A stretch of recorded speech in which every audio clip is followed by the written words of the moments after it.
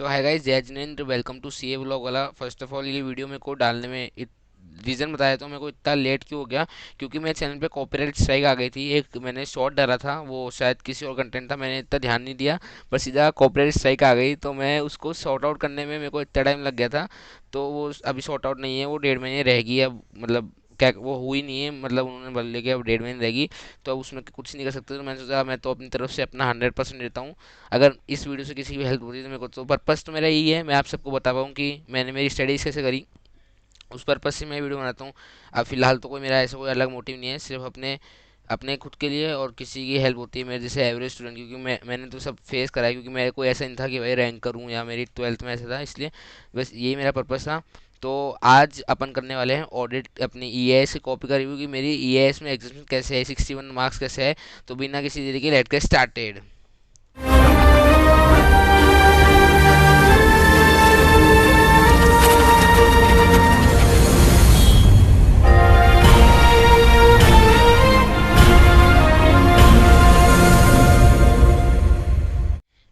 सो सबसे पहले अपन अपनी मेरी एमसीक्यू शीट की बात करें, तो सबसे पहले मैं आपको अपनी एमसीक्यू शीट की बता दूं। देखो मेरे कितने नंबर आए इसमें, ये देखो 27 मार्क्स आए मेरे 30 में से। सो देख रहे हो आप, देख रहे हो, मैं आप सबको चिढ़ा नहीं रहा हूँ, मैं बस आपको एक डिस्क्लेमर दे देता हूँ पहले, कि जो इस बार जो हमारे नवंबर 2022 के जो अटेम्प्ट था, उसमें MCQ as comparable to all papers आसान थे। मतलब ऐसे थे कि आपने मॉक टेस्ट भी दिए होंगे ना आपके, जहाँ से भी आपने करे हैं, तो भी आपको सॉल्व जाएंगे एकदम बेसिक। मतलब जो आपने थ्योरी में जो पढ़ते हो ना, बुक में पढ़ते हो ना, ये ऐसे ऐसे में आप बुक में पढ़ते हो, उसकी भी एमसीक्यू जो एग्जाम्पल है उसका ही एमसीक्यू, ऐसा कुछ अलग था ही नहीं। और और मैं बताऊंगा मैंने एमसीक्यू पढ़ने के लिए क्या करा। तो लास्ट में देखते रहना वीडियो, लास्ट में टिप्स एंड ट्रिक्स भी दूंगा, शायद 1-2 मिनट में आपको कंक्लूड करने में वो टिप्स एंड ट्रिक्स बताऊंगा कि मैंने एमसीक्यू में इतना ऐसा क्या प्रैक्टिस करा जिससे मेरे 27 आ गए। वैसे हाँ, आसान आया था एमसीक्यू वाला पेपर, पर मैंने प्रैक्टिस करी थी अच्छी, मैं बताऊंगा आगे उसके बारे में। इसको यहीं ड्रॉप आउट करके अपन चलते हैं अब मेरे ईएएस की सीट के ऊपर। तो सबसे पहले ये सब मेरी राइटिंग को प्लीज़ इग्नोर करना। मेरी राइटिंग बता दूं, मेरी थोड़ी अच्छी नहीं है, ठीक ठाक ही राइटिंग है, ये देख रहे हो ना आप। सबसे पहले मैंने क्वेश्चन करा अटेम्प्ट करा था शायद 4, हाँ 4 अटेम्प्ट करा था, तो 4 क्वेश्चन पे आ जाते हैं अपन। 4, ये रहा 4। कौन सा है, वेरियस इम्प्लीमेंटेशन ऑफ सीबीएस। तो ये एक पर्टिकुलर, देखो मैं आपको जनरल ओवर भी बता दूं, ईएएस में है ना ऐसा कोई ट्रिकी क्वेश्चन नहीं आता, सीधा आपको 4 लाइन का क्वेश्चन होगा, लास्ट में आपको बोल देगा कि आपको क्या एक्सप्लेन करना है और क्या एक्सप्लेन नहीं करना, तो बस आपको वही करना है। ईएएस में दिक्कत आती है पढ़ना कैसे है और रटना कैसे चीज़ों को, तो आपको रटना ही पड़ेगा। वो तो ईएएस का तो कोई तोड़ नहीं है, रटना तो रटना ही पड़ेगा। जैसे इसमें साफ साफ लिख रखा है कि इम्प्लीमेंटेशन ऑफ सीएस, देखो इसमें ड्रॉ नहीं कर सकता मैं, इसमें देखो इम्प्लीमेंटेशन ऑफ सीबीएस लिखा हुआ है साफ साफ। अब आप बुक में पढ़ोगे तो मेरे को ढंग से याद है, इसके 10 पॉइंट थे इम्प्लीमेंटेशन ऑफ सीबीएस के, टॉपिक था इम्प्लीमेंटेशन ऑफ सीबीएस, उसके 10 पॉइंट थे। तो अब आप आंसर देखो कितने नंबर का है, 6 नंबर का है। मेरे को कितने मिले, 3.5। 2.5 नंबर तो मेरे ऐसे ही काट लिए। और आप देखना मैंने, मतलब 6 नंबर का क्वेश्चन था, तो एक इंसान क्या एक्सपेक्ट करता है कि वो 6 पॉइंट लिख लेगा। मैंने देखना कितने पॉइंट लिखे, देख रहे हो कितने पॉइंट लिखे, 9 पॉइंट। और सारे मैं आप भी अगर आपको प्रूव नहीं होता ना मैंने गलत पॉइंट लिखे हैं 9, तो आप है ना अपनी ईएएस की बुक खोल के देखना, उसमें सेम टू सेम आपको ये के 9 पॉइंट मिलेंगे। मैं कॉपी अटैच कर दूंगा, तो आप वहां से भी देख लेना, सेम के सेम 9 के 9 पॉइंट। अब मेन दिक्कत ये आती है, देखो सब सारे पॉइंट को हाईलाइट कर रखा है, सब कर रखा है, बस कहीं ना कहीं ये इसमें बोलते हैं कि हाँ तुम्हारी जो अंदर वाली जो कंटेंट होनी चाहिए वो होनी चाहिए। बट देखो मैंने इसके अंदर वो भी लिखे थे सारे, वो जो कीवर्ड्स तुम बोलते हो, क्या कीवर्ड्स बोलते हैं ना अपन, वो भी लिखे हैं मैंने बहुत सारी जगह पर। इतने मार्क्स नहीं मिले मेरे को एज कंपेरेबल, कि आपने सिर्फ हेडिंग लिख के छोड़ दिया। ये शायद जो मेरे को 3.5 नंबर दिए हैं उसने, ये 9 पॉइंट के ही दिए हैं। तो मैं आपको सजेस्ट करूंगा कि अगर आपको 9 या 10 पॉइंट, या अगर वो 2 मार्क्स का क्वेश्चन है ये इसमें से, पर उसके आपको 5 पॉइंट याद है, तो प्लीज़ आप 5 पॉइंट ही लिखना। आपको अगर वो 4 पॉइंट या दो दो नंबर के 2 पॉइंट या 3 पॉइंट भी लिख के होगे ना, उस उतने मार्क्स नहीं देगा आपको। ये इसमें यही होता है। अदर अदर थ्योरी के जैसे इको में है, 2 नंबर का क्वेश्चन है तो 4 पॉइंट लिखोगे तो काफ़ी होगा। बट ई आई सेशन में ऐसा होता है कि आपको लिखना है तो आपको सारा ही लिखना पड़ेगा, जब जाके वो आपको मार्क्स मिलेंगे। देखो उसमें 9 पॉइंट लिखे तो भी मेरे को 2.5 नंबर काट लिए, बस काट लिए, क्या कर सकते, कुछ ही नहीं बोल सकते, काट लिए। अंदर का मेरा कंटेंट सही नहीं था, अब देखना उसको। ये 4 बी है, तो मैंने 3 बी या कुछ दूसरा करा होगा इसलिए काटा था। 4 बी कौन सा है, मैं थोड़ा जल्दी बता रहा हूँ क्योंकि वीडियो लेंदी ना हो जाए। अल्टीमेट टक्स की बात कर रहे हैं अपन। विच फैसिलिटी, देखो ये देखो लास्ट में क्या लिखा रखा है, define EFT and explain its types. तो अपन क्या करना है, इसमें बता रहा हूँ ना आपको, लास्ट में एक वर्ड बोल देगा कि डिफाइन ये फलाना टीम का एंड एक्सप्लेन फलाना टीम का। मतलब समझ लो फलाना टीम का और रिप्लेस कर लेना कि भाई आपको लास्ट में साफ साफ बोलेगा कि आपको ये करना है तो ये करना है। कितने नंबर का, 4 नंबर का। और मेरे को इसमें नंबर, इसमें भी देखो सब, इसमें भी तीन तरह, तीन ही थे अपने ईएफटी के टाइप्स, वो देखो तीन के तीन मैंने लिखे हैं, शायद चार होंगे या तो तीन ही लिए। नंबर कितने दिए मेरे को, 4B में 3 नंबर दिए और है कितने का, 4 नंबर, तो भी 1 नंबर काट लिया। शायद ये तीन, ये 1 नंबर है वो 1 पॉइंट का काटा होगा, शायद 1 पॉइंट होगा, तो यहाँ पे क्रॉस भी कर रखा है, मे बी वो 1 पॉइंट 1 नंबर काटा होगा। बाकी इसमें हाँ, इसमें मेरे को नंबर दे दिए क्योंकि मैंने इसमें पहले ईएफटी भी अच्छे से डिफाइन कर दिया, फिर ये अपना सब सारे को तीनों को लिख भी दिया और तीनों को अच्छे से डिफाइन कर दिया। अंदर का मैटर आप पढ़ लेना क्योंकि अंदर इतना फोकस नहीं होता, क्योंकि आपको बुक का ही छापना पड़ेगा, तो मैंने तो अपनी इतना नहीं लिखा था बुक का, सिर्फ अपनी लैंग्वेज में लिख के निपटा दिया था। आए भी तो 16 नंबर जब निपटाया तो मैंने ये तो मेरा रोस्ट हो गया by me also. Question number 2 कौन सा है, देखो लास्ट में क्या लिखा हुआ है, explain the benefit of automating business process. मैं बोला ना हर क्वेश्चन मिलेगा, ये है इसमें तो आपको मिलेगा मिलेगा, एसएम थोड़ी टिकी होती है मैं मानता हूँ, पर ये इसमें आपको मिलेगा मिलेगा। देखो मैं ये चैप्टर सेकंड या चैप्टर फर्स्ट में से था, ये फर्स्ट में से था, ये ऐसे पूरा वो बनी थी ऐसे कॉलमनार फॉर्म में, ये सेम टू सेम मैंने टेबल बनाई थी। कितने नंबर का है, नंबर देखो 6 मिले, कितने, टू, टू में 5 ही मिले, अच्छा 10 में से सिर्फ 5 नंबर ही मिले मेरे को, देख रहे हो, मतलब आप समझ रहे हो आप, मैं आपको चैलेंज कर सकता हूँ, जो 4 पॉइंट लिखे ना आपको, ये 4 पॉइंट या 5 पॉइंट जितने भी चारों आपको मिलेंगे उसमें टेबल में, जबकि टेबल में शायद 6-7 पॉइंट थे, पर मैंने चार ही मेरे को याद है, चारों आपको मिलेंगे। मैं बोल रहा हूँ ना, सिर्फ पॉइंट के यहाँ मैटर नहीं करता तुमने पॉइंट का लिखा है, अंदर का ही बहुत मैटर करता है। इसने टिक तो भले ही लगाया मेरे पॉइंटों के आगे, क्योंकि पॉइंट तो सारे सही हैं, टिक तो लगाएगा ही, टिक नहीं लगाएगा तो क्रॉस थोड़ी करेगा। बस वो ये इसने अंदर का मैटर, ये घुसपुस के चक्कर में इसने मार्क्स काट लिए मेरे, मेरा वो अंदर का कंटेंट सही नहीं था इसलिए इसने मार्क्स काट लिए। बाकी मतलब आप ये नहीं कर सकते कि आप अपनी भाषा में समझा दो, आप उसको उसकी भाषा चाहिए तो वो उसकी भाषा में समझेगा। क्वेश्चन 2B, मैं कॉपी अटैच कर दूंगा तो आप वहां से देख लेना, मैंने शायद गलत एक्सप्लेन कर दिया है। क्वेश्चन कौन सा है, 2A है, मैंने आपको कुछ गलत बता दिया होगा शायद, क्वेश्चन में ऊपर नीचे होगा तो देख लेना, आप देख लेना इस क्वेश्चन वाली पीडीएफ से। 2A ने, अच्छा मैंने आपको 2A वाला बता दिया, वो 2B में पूछा होगा उसने। 2B में पूछा रहा है, 4 रीजन, देखो क्या लिखा हुआ है, explain any 4 reason for cloud base and computer install. तो साफ बता दिया कि आपको 4 रीजन बताने, इसमें तो स्पेसिफिक बोला है 4, तो इसमें 4 ही बताने थे। अगर कुछ नहीं बोले तो आपको ट्राई करना कि आप सारे लिख पाओ, अगर आपको याद है तो आप जरूर सारे लिखना। आपको अपॉर्चुनिटी मिलता है ना, आपको याद रखना, पूरी लाइफ में आपके काम आएगी, मेरे भी बहुत काम आएगी अपनी आईटीओसी में, कि अपॉर्चुनिटी मिलती तो जरूर ग्रैब करना। अगर आपके पास टाइम है, मतलब अपॉर्चुनिटी इस सेंस में बता रहा हूँ मैं, आपके पास टाइम भी है और आपके पास हाँ कि भाई सफिशिएंट पेपर में दूसरा भी सब्जेक्ट हो जाएगा, तो जरूर 7 पॉइंट तो 7 लिखना, 8 है तो 8 लिखना, पर पीछे मत छूटना फिर लिखने में। काम का लिखना, कुछ गलत मत लिख देना, तो नंबर तो वैसे भी नहीं मिलेंगे। 2A कौन सा है, इसमें देखो बोल रखा है कि explain the benefit of automatic process, 6 number का है, और इसमें 6 नंबर में वो कितने दिए 6 नंबर में 2 नंबर दिए थे। अब देखो, अब ये जो मैंने 6 पॉइंट लिखे ना, ये मैं बोल रहा हूँ ना, 6 के 6 पॉइंट आपको बुक से मिलेंगे, आप लिख लेना, मेरे रिड्यूस टर्नओवर, ये पहले दूसरे पन्ने पे ये है, मेरे को ढंग से याद है, वो ब्लू कलर की टेबल में बना हुआ है ये, मैं लास्ट में पढ़ गया था इसलिए। इसमें आप देख लें, आपको सारे 6 के 6 पॉइंट ही मिलेंगे आपको, 6 तो नहीं 5 ही मिलेंगे, एक तो मैंने मन से बनाया था ये वाला वापस ऊपर बना हुआ है। पर समझ रहे हो आप, मतलब मैं क्या बोलना क्या चाह रहा हूँ कि देखो सारे पॉइंट क्या कि ठीक है, क्योंकि पॉइंट तो सारे हैं, बस वो मैटर के अंदर डिपेंड रहते हैं ना, कि मैटर मैंने थोड़ा अपनी मन की लैंग्वेज से लिख दिया है, कीवर्ड कम यूज़ करे, इसलिए वो सिर्फ देखो ना, 6 में से कितने नंबर दिया, सिर्फ और सिर्फ 2 नंबर दिया मेरे को, तो आप समझ सकते हो। टॉकिंग अबाउट द एसएम, मैं आप सबको पहले ही बता दूं कि एसएम ट्रिकी है।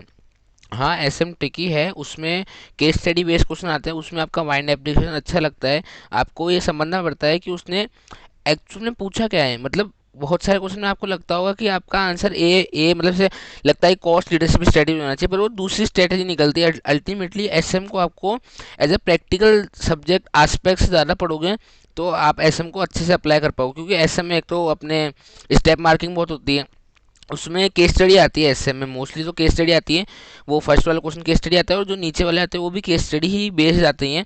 तो उसमें आप जितना अच्छे से, मतलब आप वही होता है ना कि कौन इसमें भी वैसे तो है तो थियोरेटिकल, पर इसमें भी कॉन्सेप्ट क्लियर होने चाहिए जब जब ऐसी बात नहीं है, मतलब हाँ थोड़ा ऐसा आता है कि आपको अपना माइंड एप्लीकेशन करना पड़ता है कि आप उस सिचुएशन के अकॉर्डिंग जो बेस्ट सूटेबल रहेगा वो क्या रहेगा, तो उसमें उसके अकॉर्डिंग आपको मार्क्स मिलते हैं। तो मेरी ऐसे में कॉपी में देखे अपन, मेरे आए थे इसमें 17 नंबर सबसे पहले तो, और मेरे EIS में आए थे 16 नंबर, तो 33 नंबर ये हो गए। 33 में से अपने 61। सो आप देखो कि एम मेरे को तो MCQ ने बताया जिसकी वजह से मेरी एग्जामेशन आई है, वरना तो इससे तो मैं 33 नंबर से, 33 बुरे नहीं है, 70 में से देखा जाए तो बहुत डिसेंट नंबर है आराम से। मतलब अगर एक नॉर्मल पर्सन भी एक्सेप्ट करता है कि एक्सपेक्ट करता है कि उसके अराउंड 10 नंबर तो उसके आ ही जाएंगे, और 10 इधर 33 इधर 43, एक डिसेंट स्कोर बनता है EIS SM के लिए। सो EIS में अपन अपनी EIS तो ये है कॉपी, देखिए इसमें कौन सा क्वेश्चन था। 8A की बात करें, question number 8A, part second, 8 ये राइट। तो 8 पूरा प्रॉपर थ्योरेटिकल बेस्ड क्वेश्चन था। इसमें आपको समझना पड़ता है कि आपको कौन सी स्ट्रेटेजी बेस्ट लगेगी। सबसे जो पहला इसमें देखो स्टेप मार्किंग देखो, सबसे पहले आपको बताना पड़ता है कि आपने कौन सी स्ट्रेटेजी इस कंडीशन के अकॉर्डिंग। इसमें एक तो थी डाइवर्समेंट स्ट्रेटेजी, डाइवर्समेंट, एक थी डाइवर्समेंट। इसके डाइवर्समेंट का एक और नाम था, मतलब वो कॉस्ट, जैसे लीडरशिप और कॉस्ट लीडरशिप थी ना, वैसी फोकस फोकस फोकस डिफरेंस ऐसा कुछ था इसमें। मतलब उसमें कंफ्यूजन था कि ये तो फोकस वाली लगेगी या ये वाली लगेगी।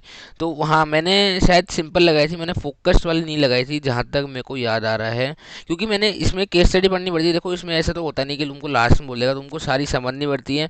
दिक्कत ये होती है टाइम मैनेज नहीं हो पाता, क्योंकि आपको समझनी पड़ती है फिर जवाब देना पड़ता है। तो मैंने समझी थी। देखो आप स्टेप मार्किंग इसमें आराम से कि 8A का स्टेप के 1 नंबर, 1 नंबर इसके कौन सी स्ट्रेटेजी सही लगे तुमने, उसके 8A के 1 नंबर, और ये 3 नंबर किसके दिए मेरे को। ये जो पॉइंट लिखे ना, मैंने 4 पॉइंट लिखे पर दिए 3 नंबर ही, नंबर काट लिए। 5 नंबर का है और अपने दिए कितने मेरे को, 4 नंबर। तो ठीक है, बढ़िया है भाई, काटे तो क्या 1 नंबर, तो ठीक है। देखो मैंने 6 पॉइंट लिखे हैं, जबकि मतलब आप समझो कि बायोफ्रिकिंग कैसा होगा, 1 नंबर उसका और 5 नंबर इसका, तो 5 में मैंने 6 पॉइंट लिखे हैं, क्योंकि मेरे को 6 याद थे। तो मैंने सोचा था कि मैं सब लिखूंगा, तो देखो मैंने लिखा है उसके मेरे को 5 नंबर, 1 नंबर एक्स्ट्रा मिल गया, वरना 1 नंबर वो कट जाता मेरा। और एट्थ बी कौन सा था, डिफाइन, इसमें तो साफ ही बोल दिया कॉस्ट लीडरशिप बतानी है। तो सबसे पहले कॉस्ट लीडरशिप की डेफिनेशन, उसका डेफिनेशन का 1 नंबर दे दिया।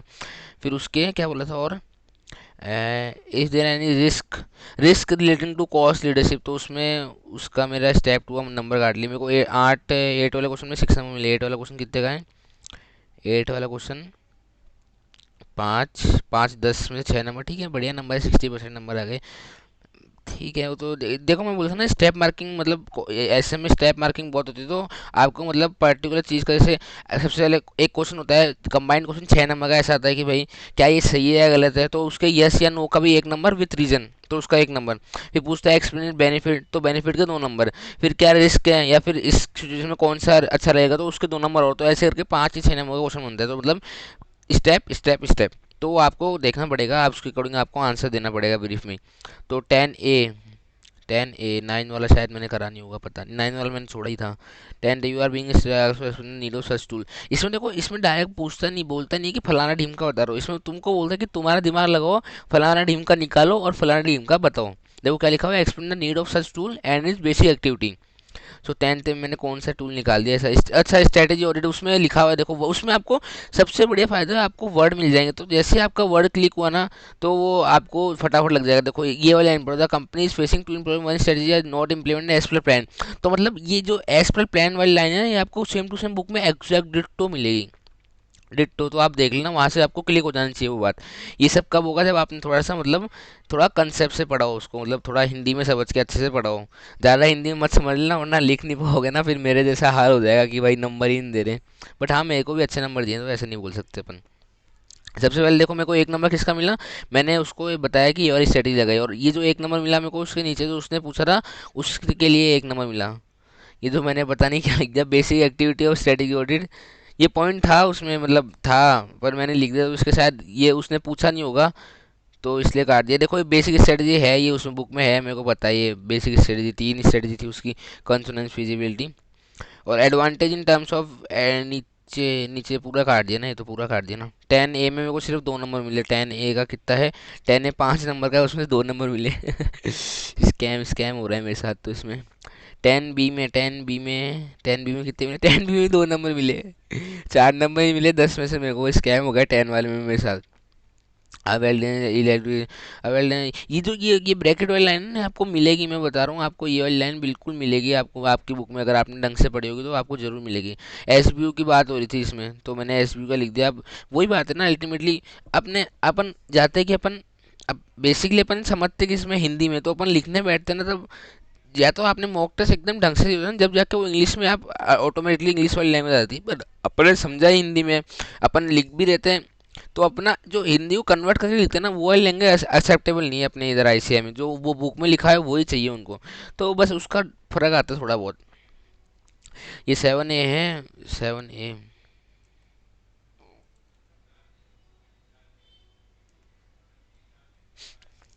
7A में मेरे कितने नंबर आए? 7A में, 7A में 3 नंबर आए मेरे। सॉरी, 7A में 3 नंबर आए। 7A में 5 नंबर था, 3 नंबर आए, ठीक है, बढ़िया नंबर है। ये देखो इसमें बता, इसमें खुद ही निकालना पड़ता है कि क्या आपने रखा और क्या नहीं रखा, तो उसके अकॉर्डिंग वो आपको देखना पड़ेगा, वो आपको बुक पढ़नी ही पड़ेगी अल्टीमेटली। इसमें रटना ही पड़ता है और साथ में आपको प्रैक्टिकल एस्पेक्ट भी रखना पड़ता है, ताकि आप उसको अप्लाई कर पाओ। ईआईएस में तो कुछ भी नहीं है, आपको रट लोगे ना, आप घोल के भी लोगे ना, एकदम ऐसे घोल घोल के पी लिया, उससे आप ईआईएस में आराम से 35 में से 20-22 तो ले आओगे, ढंग से घोल के पियोगे आप एकदम, बोलते ना वो बुक वार्म हो, मतलब ऐसा कि एकदम आपने घोल के पी लिया, तो फिर आपको 20-22 तो आराम से आ जाएंगे। बस वही है कि लैंग्वेज मैटर करती है थियोरिटिकल पेपर में। 7B मेरे 2 ही नंबर आए, 7B, 7B में मेरे 5 में से 2 ही नंबर आए। नंबर इसमें ज़्यादा काट लेते हैं, वो तो उसने बचा लिया मेरे को, एमसीक्यूज ने। हम्म, छठा क्वेश्चन ये रहा। 5वां तो वो कंपलसरी क्वेश्चन होता है ना, 5वां छठा। ये पूरी केस स्टडी थी, ये वाला पूरा केस स्टडी था, और ये छठा, छठा भी केस स्टडी आता है पूरी। छठा तो बढ़िया वाली केस स्टडी आती है उल्टा, छठा जो कंपलसरी क्वेश्चन आता है ना, वो तो आपको पता है, ऑब्वियस सी बात है कि वो आना ही आना है। वो मैंने 15 मिनट में तो पढ़ा भी नहीं था मैंने, तो ये मैं तो बात भूल ही गया। 15 मिनट में आपको बोला है ना, मैं तो नहीं एमसीक्यू पढ़ता नहीं कंपलसरी क्वेश्चन पढ़ता हूँ। जैसे आपने अगर मेरी टेक्स्ट की वीडियो नहीं देखी हो, उसमें मैंने बता रखा है ये सब बात। छठे क्वेश्चन में वो कितने नंबर आए? हम्म, कितने नंबर आए? एक, दो, 2 नंबर आए। 2 नंबर आए मेरे बस 6 क्वेश्चन में, 5 में से 2 नंबर आए। सो हाँ, ये अब अपन कंक्लूड करना चाहूँ मैं इस वीडियो को, तो मैं आपको कुछ बताना चाहूँगा कि आप अपनी पढ़ाई को इफेक्टिव और एफिशिएंट तरीके से कैसे पढ़ सकते हो ईएएस और एसएम में, ताकि आप लोग भी एग्जाम्स में स्कोर कर पाओ इजीली। सबसे फर्स्ट बादाम खाना शुरू कर दो।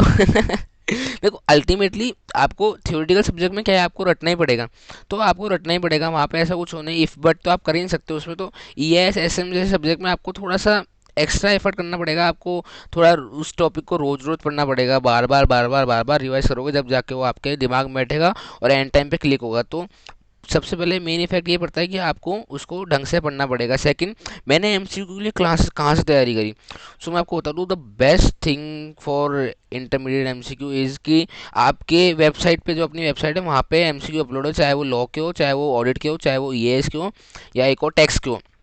टैक्स के लिए मैं नहीं बोलूँगा, टैक्स में तो हर बार नहीं आता है। ऑडिट, ईआईएस और लॉ, अगर आपने वो जो 160 220 या 160 वो जैसे एमसीक्यू हैं तीनों में, तीनों के अलग अलग, मतलब 160 160 160, तो उसको भी ढंग से कर लिया, उसको भी आपने दो दो बार का टाइम नहीं मिलेगा, एक बार ही नहीं मिलता है, एक बार भी ढंग से करा ना, तो मैं आपको बोल रहा हूँ आपको 10-12 क्वेश्चन तो वैसे ही मिल जाएंगे। नाम चेंज हो गए, जो कंपनी का पर्पस नहीं हुआ, बस हाँ एमसीक्यू सेम टू सेम मिलेगा।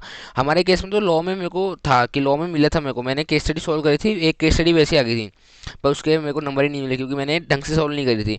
मैंने ईएएस में अच्छा सॉल्व करा था और ऑडिट में अच्छा सॉल्व करा था, तो हाँ मेरे को बहुत अच्छी हेल्प मिली थी मेरे मॉक टेस्ट में और इसमें भी।